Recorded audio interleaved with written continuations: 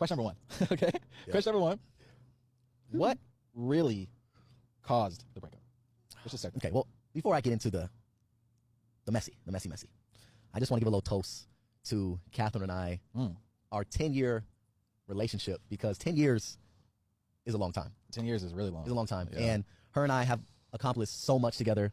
We had 3 beautiful, Very amazing beautiful children. And I wouldn't change anything for the world, right? All of our ups and downs, all of our trials and tribulations, we really built something special, and I'm glad we're able to continue it, still being the best of friends. Amen. Right? Amen. Well, with that being said, you know, life does happen. People move on. And, you know, people don't know. Who's calling me?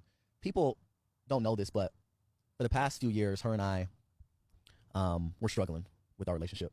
You know, just like any couple does, right? Everyone, you know, has struggles and goes through things. No relationship is perfect. But I think ours was a little different because it's in front of everyone, millions of people, right? It's all over the internet. We have businesses, we have 3 kids together. We have so many things that go on in our relationship besides just her and I, you know, which can cause conflict. And believe it or not, but I don't even know if I should be saying this, but we're being honest. The first fight that I had with Gib, when I went through it with that fight, around that time, her and I talked about separating then. At that exact time? Around that time. So you was getting beat up in the ring and beat up in your relationship. That's a double whammy. Around that time. Very, very tough time for us, but we pushed through. We both decided that we were going to keep trying, work on things, and we ultimately put our happiness last and put our kids first. And that's what we were doing, you know, for the last few years of our relationship.